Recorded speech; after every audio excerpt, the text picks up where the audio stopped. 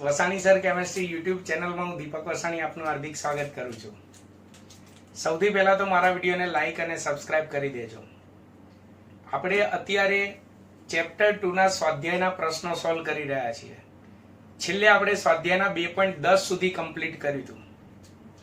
હવે આપણે 2.11 થી શરૂઆત કરવા જઈ રહ્યા છીએ। પણ કેવી રીતથી આપણે યાદ કરો શોર્ટ એન્ડ ઈઝી રીતથી। તો એના માટે મારા વિડીયોને છેક એન્ડ સુધી જોવાનું ભૂલતા નહીં। ચલો 2.11 થી શરૂઆત કરીએ। સ્વાધ્યાયમાં 2.11 અને 2.12 જે છે થિયરિકલ પ્રશ્ન છે। આપણે સ્વાધ્યાયમાંથી ગણતરી વાળા દાખલા ગણવાના છે, એટલે 2.11 અને 2.12 થિયરિકલ। ચલો ત્યાર પછી આવશે 2.13 રકમ સમજીએ। 6.56 ગુણ્યા 10 ની -3 ઘાત ગ્રામ ઇથેન ધરાવતા દ્રાવણનું આંશિક બાષ્પ દબાણ દ્રાવણની સપાટી ઉપર 1 બાર છે। એટલે એનો મતલબ ઇથેનનું દ્રાવણ છે અને દ્રાવણની સપાટી પર ઇથેનનું દબાણ દબાણ 1 બાર છે અને દ્રાવણમાં ઇથેન જે આપણે ઓગાળેલો છે આટલા ગ્રામ છે। હવે આપણને એવું કીધું છે કે જો દ્રાવણમાં 5 ગુણ્યા 10 ની -2 ઘાત ગ્રામ ઇથેન ધરાવતું હોય તો વાયુનું આંશિક દબાણ કેટલું હોય? તો વિચારો, આટલા ગ્રામ ઇથેન હોય તો 1 બાર દબાણ છે, તો આટલા ગ્રામે કેટલું દબાણ થાય એ આપણે શોધવું છે। તો સૌથી પહેલા તો આ દાખલામાં એક સંબંધ તમારે યાદ રાખવો પડે કે અચળ તાપમાન હોય તો વાયુનું દળ એ વાયુના આંશિક દબાણના સમપ્રમાણમાં હોય। એટલે દળ વધે તો દબાણ વધે, દળ ઘટે તો આંશિક દબાણ ઘટે। વાયુનું દળ એ વાયુના આંશિક દબાણના સમપ્રમાણમાં છે, માટે આ દાખલો સોલ્વ કરવા માટે આપણે કોઈ સૂત્રની જરૂર નથી। પેલા નાના ટેણિયાઓની જેમ આપણે સ્ટેપ જ મૂકવાના છે। તો એક બાજુ હું વાયુનું દળ લખું છું અને એક બાજુ વાયુનું આંશિક દબાણ P લખું છું। ચલો 6.56 ગુણ્યા 10 ની -3 ઘાત ગ્રામ ઇથેન હોય ત્યારે તેની સપાટી પર તેનું આંશિક દબાણ 1 બાર છે, એટલે આટલા ગ્રામે 1 બાર।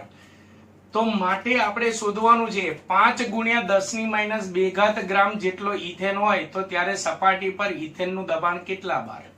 એટલે આટલા ગ્રામે 1 બાર, તો આટલા ગ્રામે કેટલા બાર? આવું આપણે કરી શકીએ। કેમ? કારણ કે દળ એ વાયુના આંશિક દબાણના સમપ્રમાણમાં હોય એટલે આમાં કોઈ સૂત્ર ના આવે, સીધું જ સ્ટેપ લખવાનું।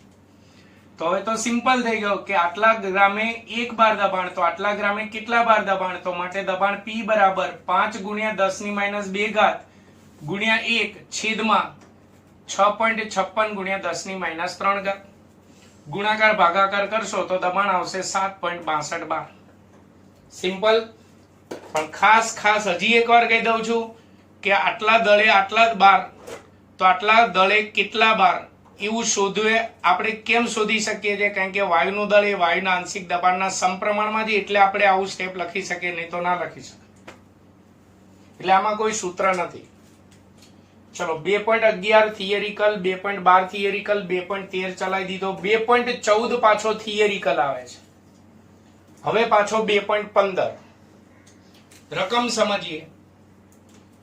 2% અબાષ્પશીલ દ્રાવ્ય ધરાવતું જલીય દ્રાવણ।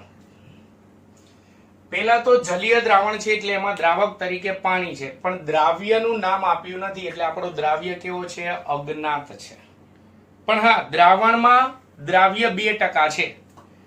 તો પેલા આટલું જે છે 2% અબાષ્પશીલ દ્રાવ્ય ધરાવતું જલીય દ્રાવણ, આના ઉપરથી પહેલા હું ધારી લઉં, ધારો કે દ્રાવણનું કુલ દળ 100 ગ્રામ છે, તેમાંથી 2% અબાષ્પશીલ દ્રાવ્ય છે, એટલે દ્રાવ્યનું વજન W2 કેટલા ગ્રામ હોય? 2 ગ્રામ।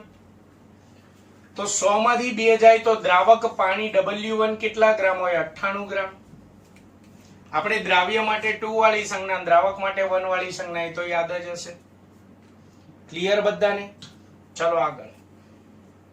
હવે આ જલીય દ્રાવણ સામાન્ય ઉત્કલન બિંદુએ 1.004 બાર દબાણ કરે છે, એટલે એનો મતલબ કે દ્રાવણનું તેના ઉત્કલન બિંદુએ બાષ્પ દબાણ આપ્યું છે. દ્રાવણનું તેના ઉત્કલન બિંદુએ બાષ્પ દબાણ આપ્યું છે. દ્રાવણના બાષ્પ દબાણને P1 કહેવાય. 1.004 બાર. તો સમજો અહીંયા રકમમાં આપેલું નહીં, આપણને મોઢે હોવું જોઈએ ઉત્કલન બિંદુની વ્યાખ્યા પરથી. આ દ્રાવણનું બાષ્પ દબાણ છે P1 ઉત્કલન બિંદુએ. તો આપણો દ્રાવક કોણ છે? પાણી. તો શુદ્ધ દ્રાવકનું બાષ્પ દબાણ P1 તેના ઉત્કલન બિંદુએ કેટલું હોય? રકમમાં ના આપ્યું. ઉત્કલન બિંદુની વ્યાખ્યા યાદ કરો. પાણીનું ઉત્કલન બિંદુ કેટલું? 100 સેલ્સિયસ. ઉત્કલન બિંદુએ બાષ્પ દબાણ કેટલું હોય? એક વાતાવરણ. એક વાતાવરણ એટલે કે બારમાં કહીએ તો એક્ઝેક્ટ આંકડો કેટલો થશે? 1.013 બાર.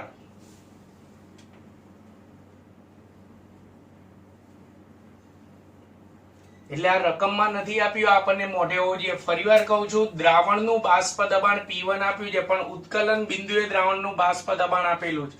તો આપણે શુદ્ધ દ્રાવકનું બાષ્પ દબાણ એ તેના ઉત્કલન બિંદુએ લખવું પડે. શુદ્ધ દ્રાવક એટલે પાણી. પાણીનો ઉત્કલન બિંદુ 100 સેલ્સિયસ, ત્યારે તેનું બાષ્પ દબાણ વ્યાખ્યા મુજબ એક વાતાવરણ. એક વાતાવરણ એટલે 1.013 બાર.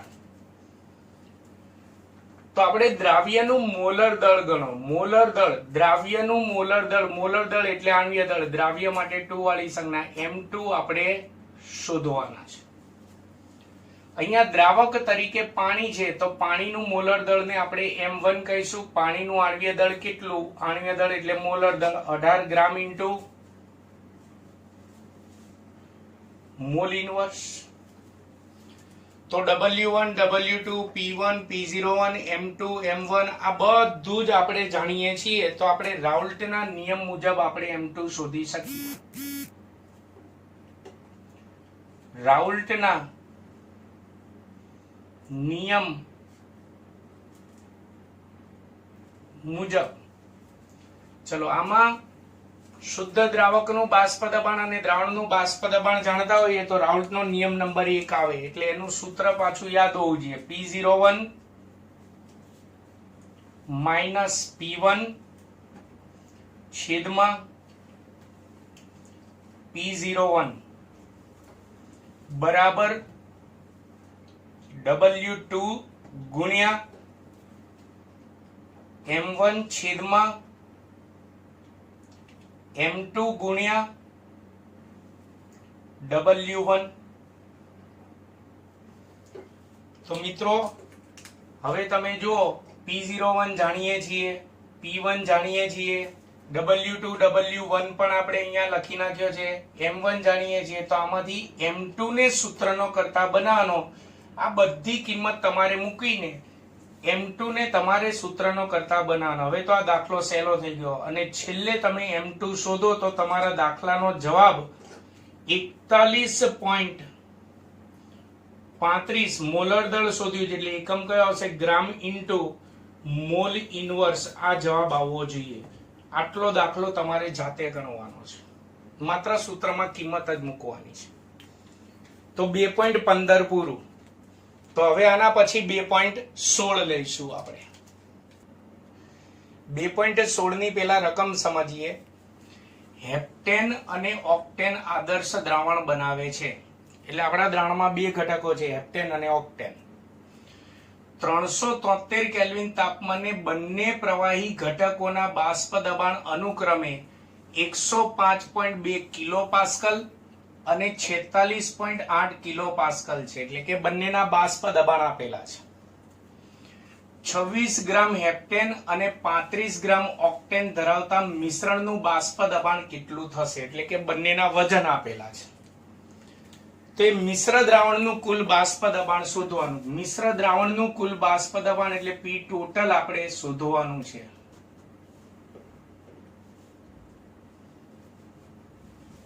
મિત્રો જ્યારે પણ દ્રાવણમાં બંને ઘટકોના બાષ્પ દબાણ અને બંને ઘટકોના વજન આપેલા હોય ને, એટલે આપણે રાઉલ્ટનો નિયમ નંબર 2 જ વાપરવાનો. કયો હતો? બોલો. બાષ્પશીલ દ્રાવ્ય અને બાષ્પશીલ દ્રાવક માટે રાઉલ્ટનો નિયમ વાપરવાનો, નિયમ નંબર 2. અને રાઉલ્ટનો નિયમ નંબર 2 આવે એટલે મેં કહેલું જ છે બધા દાખલામાં, પહેલા આપણે બે ભાગમાં બધી સંજ્ઞાઓ લખી નાખવાની. ચલો એમાંથી હેપ્ટેન ને આપણે ઘટક 1 કહીશું. ઘટક 1 તરીકે આપણે હેપ્ટેન લઈશું. હેપ્ટેન નું અણુસૂત્ર C7H16 થાય. આલ્કેન સંયોજનો છે, આલ્કેન સંયોજનોના અણુસૂત્ર આવડતા હોવા જોઈએ. અને ઓક્ટેન ને આપણે ઘટક 2 કહીશું, જેનું અણુસૂત્ર C8H18 છે. એટલે હેપ્ટેન માટે જે પણ બધી સંજ્ઞા લખીશું એ બધી 1 વાળી, અને ઓક્ટેન માટે જે બધી સંજ્ઞા લખીશું એ બધી 2 વાળી સંજ્ઞાઓ લખીશું. એટલે આપણે આ રીતે રાઉલ્ટનો નિયમ નંબર 2 આવે ને એટલે પહેલા તો 2 ભાગ પાડી જ દેવાના. ચલો હવે આપણે રકમ ઉપરથી પહેલા સંજ્ઞા લખીએ. પહેલા તો બંનેનું બાષ્પ દબાણ આપેલું છે. આ બાષ્પ દબાણ ક્યારે હોય? જ્યારે બંને અલગ અલગ હોય, શુદ્ધ સ્વરૂપે હોય ત્યારે. એટલે પહેલા હેપ્ટેનનું શુદ્ધ હેપ્ટેનનું બાષ્પ દબાણ આપ્યું છે, એને P01 કહીશું.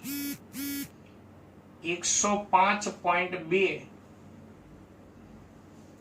કિલોપાસ્કલ. અને શુદ્ધ ઓક્ટેનનું બાષ્પ દબાણ આપ્યું છે, જેને P02 કહીશું. 46.8 કિલોપાસ્કલ. પછી બંનેનું દ્રાવણ, બંનેને મિશ્ર કરો ત્યારે દ્રાવણમાં બંનેનું વજન, એકનું વજન છે 26 ગ્રામ અને એકનું વજન છે 35 ગ્રામ. વજન પણ કહી શકાય, દળ પણ કહી શકાય. આના વજનને W1 કહીશું. 26 ગ્રામ આપેલ છે. અને આના વજનને W2 કહીશું. 35 ગ્રામ આપેલ છે.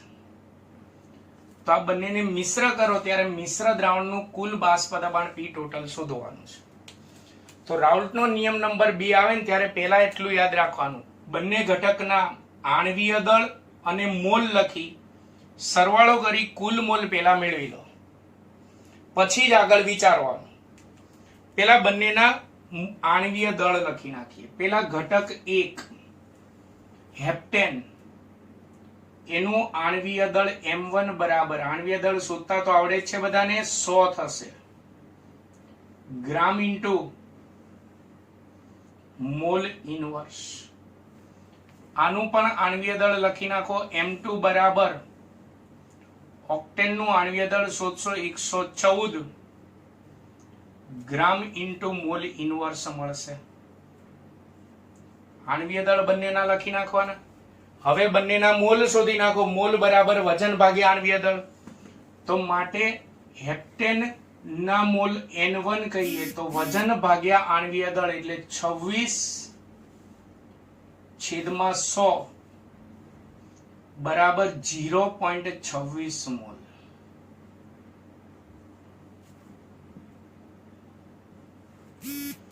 અને ઓક્ટેનના મોલ લખી નાખો. N2 બરાબર વજન ભાગ્યા આણ્વીય દળ, વજન 35 ભાગ્યા તેનું આણ્વીય દળ 114 બરાબર 0.307 મોલ. ચલો બંનેના મોલ શોધી નાખ્યા. આટલે સુધી 2 ભાગમાં દાખલો ગણવાનો. રાઉલ્ટનો નિયમ નંબર 2 નો કોઈ પણ દાખલો આવે એટલે પહેલા બંનેનું આણ્વીય દળ, બંનેના મોલ શોધી નાખવાના, અને પછી બંનેના મોલનો સરવાળો કરીને કુલ મોલ પહેલા શોધી નાખો, પછી આગળ વિચારીએ આપણે. તો માટે કુલ મોલ બરાબર N1 પ્લસ N2. હવે અહીંયાથી આપણે 2 ભાગમાં દાખલો નહીં ગણીએ. N1 બરાબર 0.26 વત્તા N2 બરાબર 0.307 છે. બરાબર તમે સરવાળો કરશો તો 0.567 મોલ મળશે. ચલો આ કુલ મોલ મળી ગયા. ઓકે, હવે કુલ બાષ્પ દબાણ શોધવાના આમ ઘણા સૂત્રો છે, પણ આપણે યાદ કરો લાંબા બે સૂત્રો યાદ કરો. કુલ બાષ્પ દબાણ P ટોટલ બરાબર, જો આપણે ઘટક એકના મોલંશ પરથી શોધવા હોય તો 1 વાળા પદમાંથી 2 વાળું પદ બાદ કરવાનું ગુણાકારમાં, અને આગળ આ 2 વાળું પદ લખતા હતા. અથવા કરીને બીજું સૂત્ર તારવ્યું હતું, જો x2 ઘટક 2 ના મોલંશ પરથી શોધવા હોય તો અહીંયા 2 વાળા પદમાંથી 1 વાળું પદ બાદ કરવાનું, અને આગળ પ્લસમાં 1 વાળું પદ આવે. આ P ટોટલ શોધવાના આપણે રાઉલ્ટના નિયમ નંબર 2 માં 2 સૂત્રો તારવ્યા હતા. એટલે ટૂંકમાં 2 માંથી ગમે તે એક સૂત્રની મદદથી આપણે P ટોટલ શોધવા, તો એનો મતલબ 2 માંથી ગમે તે એકના મોલન શોધવાના, બંનેના મોલન્સ નહીં શોધવાના. તમે જોજો મોટા ભાગની રેફરન્સ બુકમાં બંનેના મોલન્સ એ શોધ્યા હશે. આપણે ગમે તે એક મોલન્સ પરથી આપણે P ટોટલ મળી જાય તો બંનેના મોલન શોધવાનો મતલબ જ શું? રાઈટ. હવે બંનેમાંથી ગમે તે સૂત્ર વાપરી શકાય, પણ આપણે સરળતા શામાં રહેશે તો જોવાનું કે આપણને રકમમાં P01 અને P02 જે આપેલ છે એ બંનેમાંથી મોટું મૂલ્ય કોનું છે? P01.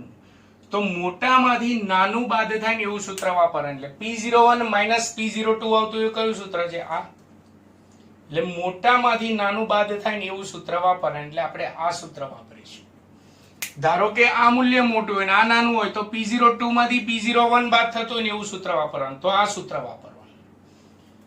જવાબ બંનેમાં આવશે, પણ તમારે માઇનસ પ્લસમાં ને એમાં ભૂલ ના આવે એટલા માટે કહું છું કે મોટામાંથી નાનું બાદ થાય ને એવું સૂત્ર વાપરવાનું. એટલે આપણા દાખલામાં P01 મોટા છે, P02 નાના છે, એટલે મોટામાંથી નાનું બાદ થાય એટલે આ સૂત્ર વાપરીશું. ચલો, આ સૂત્ર નથી વાપરવું. તો એનો મતલબ આપણે હવે મોલન શોધવાના છે, તો કોના મોલન શોધવા પડશે? માત્ર ઘટક એકના. ઘટક એકના એટલે કોના? માત્ર હેપ્ટેનના. બંનેના મોલન શોધવાની જરૂર નથી. તો હવે હેપ્ટેનના મોલન શોધીએ. તો માટે ઘટક એક કૌંસમાં હેપ્ટેન C7 H16 ના મોલ અંશ એને x1 કહીએ તો ઘટક એકના મોલ છેદમાં કુલ મોલ n1 પ્લસ n2 થાય બરાબર. ચલો, ઘટક એકના મોલ કેટલા આવ્યા? 0.26 છેદમાં કુલ મોલ કેટલા આવ્યા? 0.567. તો માટે ઘટક એકના મોલંશ જો તમે આનો ભાગાકાર કરશો તો તમારે જવાબ મળશે 0.458. મોલંશ એકમ રહિત હોય એટલે એકમ લખવાનું નહીં. x1 મળી ગયું. તો માટે હવે આપણે દ્રાવણનું કુલ બાષ્પ દબાણ P ટોટલ શોધીએ. દ્રાવણનું કુલ બાષ્પ દબાણ P ટોટલ બરાબર આપણે x1 વાળું સૂત્ર વાપરવાનું. એટલે 1 માંથી આગળ ગુણાકારમાં 1 માંથી 2 વાળું પદ બાદ થાય એવું સૂત્ર વાપરવાનું, અને આગળ સરવાળામાં શું આવશે? 2 વાળું પદ આવશે. તો હવે મિત્રો તમે જુઓ P02 P01 P02 એ તો આપણે જાણીએ છીએ, અહીંયા છે જ. x1 આપણે અહીંયા શોધી નાખ્યા છે મોલન્સ. તો હવે તમારે માત્ર આની અંદર કિંમતો લખવાની છે, તમારે જાતે એટલી ગણતરી કરવાની છે. છેલ્લે તમારે P ટોટલ જવાબ જે છે એ 73.54 જવાબ આવવો જોઈએ. કિલો પાસ્કલ છે બધી જગ્યાએ, તો અહીંયા પણ એકમ કયો આવશે? કિલો પાસ્કલ જવાબ આવશે. તો આ દ્રાવણનું કુલ બાષ્પ દબાણ 73.54 કિલો પાસ્કલ. એટલે પેલા રબકામમાં સૂત્ર નક્કી કરી નાખવાનું કે આપણે x1 વાળું સૂત્ર વાપરવું છે કે x2 વાળું. એ મુજબ તમારે ગમે તે એકના મોલન શોધવાના. બધી રેફરન્સ બુકની જેમ બંનેના મોલન શોધવા જવાની એટલી મજૂરી નહીં કરવાની. ક્લિયર? આ 2.16 પૂરો. 2.16 જે છે એ પરીક્ષાની દ્રષ્ટિએ વેરી મોસ્ટ આઈએમપી દાખલો છે. હવે 2.17 ની આપણે રકમ સમજીશું. પાણીનું બાષ્પ દબાણ 300 કેલ્વિન તાપમાને 12.3 કિલો પાસ્કલ છે. પાણી આપણા માટે શુદ્ધ દ્રાવક કહીશું. તો આપણને રકમમાં શુદ્ધ દ્રાવકનું બાષ્પ દબાણ P01 આપી દીધું 12.3 કિલો પાસ્કલ. પહેલા તો નક્કી કરી નાખો કે રાઉલ્ટનો નિયમ નંબર 1 વાપરવો કે 2 વાપરવો. જો દ્રાવણમાં માત્ર શુદ્ધ દ્રાવકનું બાષ્પ દબાણ આપેલું હોય તો રાઉલ્ટનો નિયમ નંબર 1 વાપરવો, અને બંનેનું બાષ્પ દબાણ આપ્યું હોય તો રાઉલ્ટનો નિયમ નંબર 2 વાપરવાનો. યાદ કરો, હજી આગળનો દાખલો ગણ્યા છે 2.16. એમાં શરૂઆતમાં 2 ભાગમાં દાખલો ગણવાનો હોય. એટલે અહીંયા માત્ર શુદ્ધ દ્રાવકનું બાષ્પ દબાણ છે એટલે આપણે રાઉલ્ટનો નિયમ નંબર 1 વાપરીશું. ઓકે. હવે આગળ, તેના અબાષ્પશીલ દ્રાવ્યના 1 મોલલ દ્રાવણ, એટલે કે એ પાણીમાં કોઈ અબાષ્પશીલ દ્રાવ્ય ઓગાળવાનો. દ્રાવ્યનું નામ નથી આપ્યું એટલે આપણો દ્રાવ્ય કેવો છે? અજ્ઞાત. પણ દ્રાવણની મોલાલિટી આપી દીધી 1 મોલલ દ્રાવણ. દ્રાવણની મોલાલિટી 1 મોલલ જલીય દ્રાવણ છે. તો આ દ્રાવણ માટે બાષ્પ દબાણ ગણો એટલે દ્રાવણનું બાષ્પ દબાણ. દ્રાવણના બાષ્પ દબાણની સંજ્ઞા રાઉલ્ટના નિયમ નંબર 1 માં કઈ હતી? P1. આ કિલો પાસ્કલમાં છે એટલે આપણને શામાં મળશે? આપણને કિલો પાસ્કલમાં જ મળશે. તો મિત્રો સૌથી પહેલા તો આપણે રાઉલ્ટનો નિયમ નંબર 1 જે વાપરવાના છે એના સૂત્રને પહેલા તો યાદ કરી લઈએ. રાઉલ્ટના નિયમ મુજબ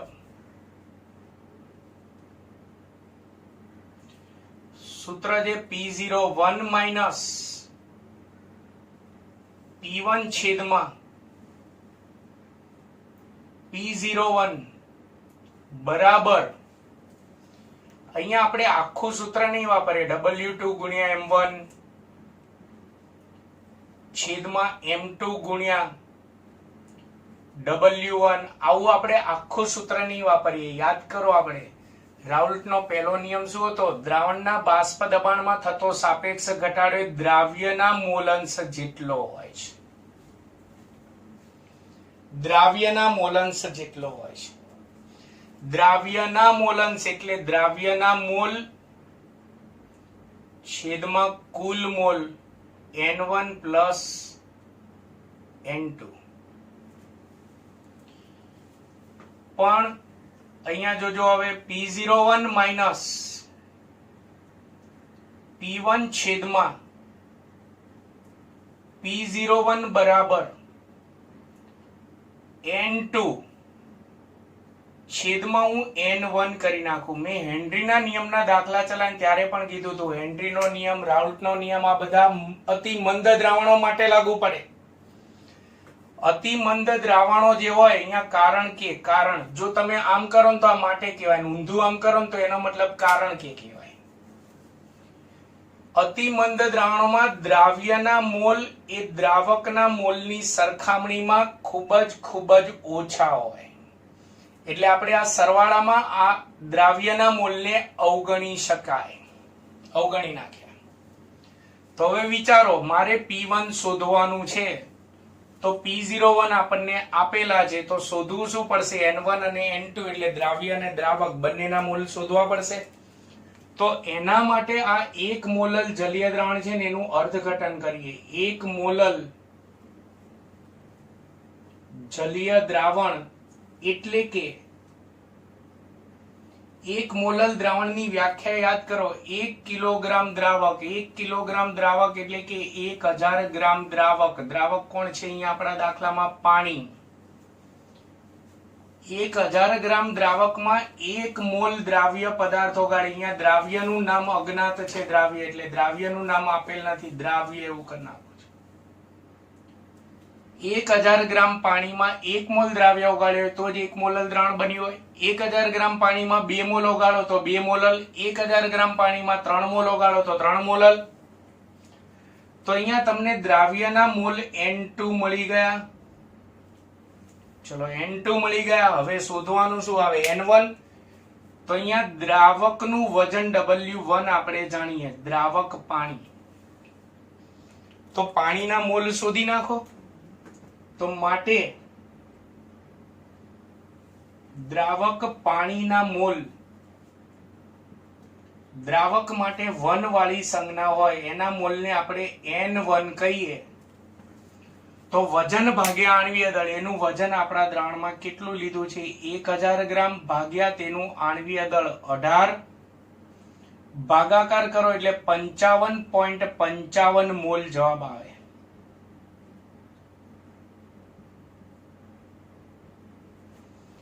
એટલે મિત્રો હવે વિચારો જો, P01 આપી દીધેલું છે, N1, N2, બધી કિંમતો હવે તમારે આની અંદર મૂકવાની અને આ સૂત્રમાંથી P1 ને સૂત્રનો કરતા તમારે બનાવવાનો. P1 ને તમે સૂત્રનો કરતા બનાવો એટલે જવાબ આવશે 12.08 કિલો પાસ્કલ જવાબ આવશે. કિંમત મૂકી અને ગણતરી તમારે કરવાની છે. આટલો જવાબ આવવો જોઈએ. તો મિત્રો આ 2.17 થયો. તો આજના વિડિયો લેક્ચરમાં આપણે સ્વાધ્યાયના 2.11 થી 2.17 સુધી પહોંચ્યા.